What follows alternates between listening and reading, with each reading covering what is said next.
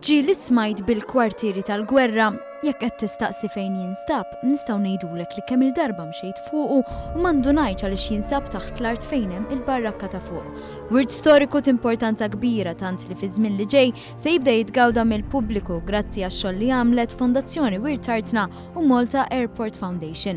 Tħallna nosservaw dan il-kwartieri u l-attenzjoni waqgħet fuq kamra fejn ittieħdu deċiżjonijiet kruċjali b'rabta mad-difiża ta' Malta.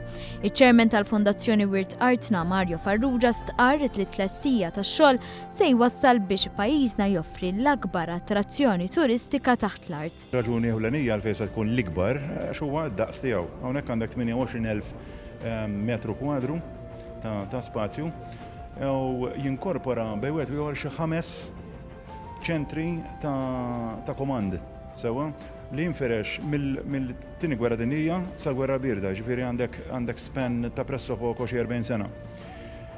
Il-post kien jintuża naturalment bil-Ingliżi iktar tard mill-ħamsinijiet lemm u mbagħad beda jintuża wkoll jointly ma' NATO. Wara 71 baqa' jintuża mill-Ingliżi u baqa' jintuża sa Lulju ta' 77.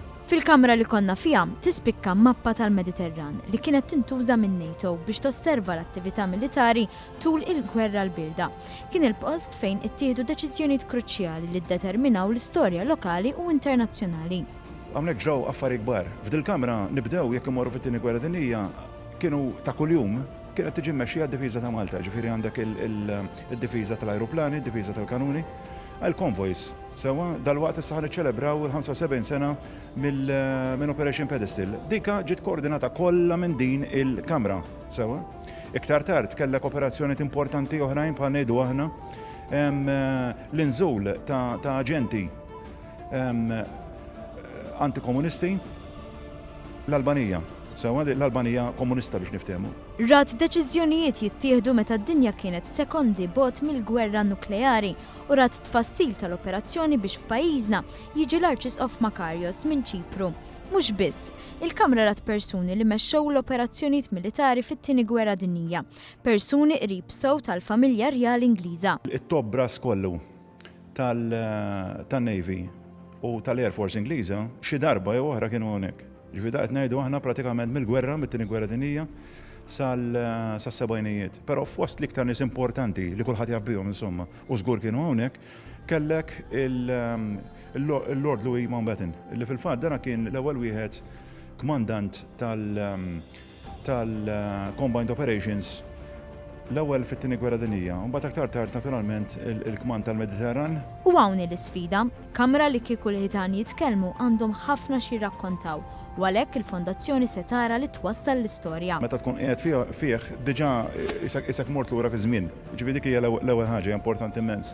Da qed nagħmluh mhux nivvintawh, però b'riċerka kbira, irnexxielna nsibu ħafna informazzjoni, mhux l-inqas anke pjanti oriġinali.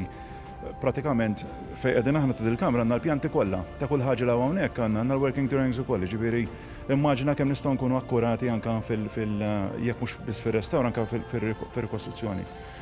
Però ovvjament inti għandek imbagħad għandek il-guided tours li huma importantissimi, għandek l-audio guides, għandek il-filmati, għandek it-touchscreens, għandek l-storyboards, ġifieri ħajkollok multi-layering kbir. Però jekk tixtieq tmur lura fi żmien u tgħix l-istorja, se jkollok tistenna sal-aħħar tas-sena meta jitlesta għal kollox dan il-proġett fuq wirt storiku t'importanza kbira u li għandu ħafna xi jirrakkonta.